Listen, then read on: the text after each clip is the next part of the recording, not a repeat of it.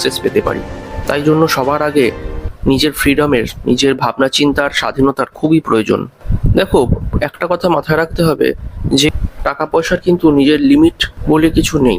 আমাকে দেখতে কেমন, কালো না সাদা, আমার কি জেন্ডার, বা আমি কোথায় বসবাস করি, আমার ফাইন্যান্সিয়াল স্ট্যাটাস কি রয়েছে, সেগুলোর উপর বিচার করে কিন্তু টাকা পয়সা আসে না। টাকা পয়সা কিন্তু স্বাধীনভাবেই একে অপরের কাছে ফ্লো হতে থাকে। আপনার থেকে আমার কাছে, আমার থেকে অন্য কারোর কাছে, এইভাবে কিন্তু টাকা পয়সা ফ্লো হতে থাকে চারদিকে। ফোনের অনলাইন ডিজিটাল পেমেন্টের মাধ্যমে, ক্রেডিট কার্ড বা ডেবিট কার্ডের মাধ্যমে, বা বিদেশি কারেন্সির মাধ্যমে কোনো লিমিটই নেই এর। এই যেখানে খুশি, যেমন যখন খুশি সেরকম সময়তে নিজে ট্রান্সফার করতে পারে নিজেকে।